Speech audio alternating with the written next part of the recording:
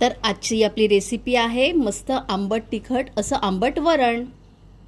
तर आजची आपली रेसिपी आहे आंबट वरण, कारण माझ्या मुलीला माझ्या हातचं आंबट वरण खूप प्रमाणात आवडतं। म्हणजे आज वेज डे आहे आणि ती आज युनिव्हर्सिटीमधून येत आहे, तर तिला विचारलं काय करू, तर तिने सांगितलं आंबट वरण, भात आणि बटाट्याची कापं। तर आता मी तुम्हाला रेसिपी दाखवते की काय आहे।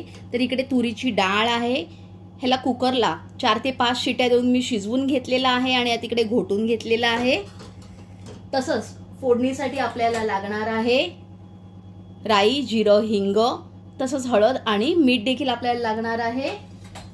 तसंच फोडणीत टाकायला आपल्याला लागणार आहे लसूण, हिरवी मिरची, थोडंसं आलं, कढीपत्ता, कोथिंबीर आणि टोमॅटो। बस आपल्याला एवढंच साहित्य लागणार आहे। तर कृतीला सुरुवात करूया। खूप आपलं तापलेलं आहे, तर ह्याच्यात आपण हिंग टाकून घेऊया। तसंच राई, जिरं आणि टाकून घेऊया। आता आपल्याला ह्याच्यात लसूण टाकून घ्यायचा आहे। तुम्हाला आवडत नसेल तर तुम्ही स्किप करू शकता। तसंच मी इकडे कढीपत्ता देखील टाकून घेतलेला आहे आणि हिरवी मिरची। या रेसिपीसाठी तुम्ही तुपाचाच वापर करा। तर लसूण वगैरे आपला छान फ्राय झालेला आहे। तर आता आपण काय करूया, टोमॅटो टाकून घेऊया।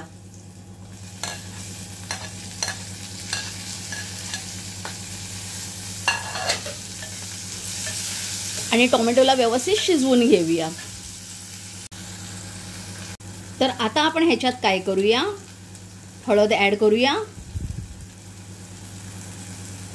तसंच मीठ आपल्या चवीनुसार ऍड करा। तसंच आता आपण थोडीशी कोथिंबीर देखील ऍड करणार। नीट मिक्स करूया।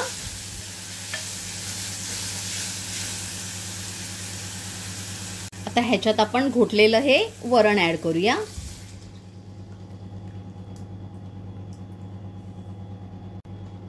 नीट मिक्स करूया आणि ह्याला उकळी येऊ देऊया।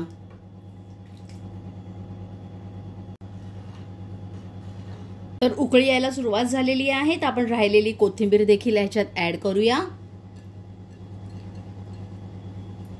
तुम्हाला आवडत असेल तर ह्याच्यात तुम्ही कैरीच्या फोडी देखील टाकू शकता।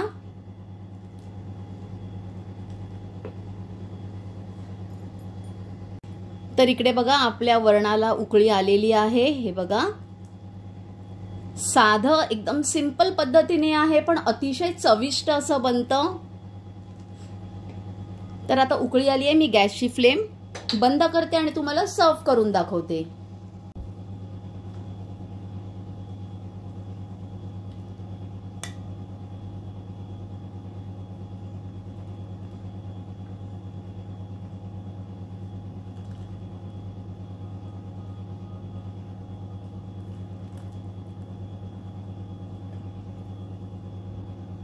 तर इकडे आपलं आंबट वरण हे तयार झालेलं आहे। मस्त तिखट आंबट असं लागतं। करायला एकदम सोपी रेसिपी आहे, नक्की ट्राय करून बघा, तुमच्या घरात सर्वांना आवडेल। आवडल्यास एक लाईक तर कराच, पण आपल्या फ्रेंड्स आणि रिलेटिव्स बरोबर हा व्हिडिओ शेअर करायला विसरू नका। तसंच आजपर्यंत जर माझ्या चॅनलला सबस्क्राईब केलं नसेल तर प्लीज करा। धन्यवाद।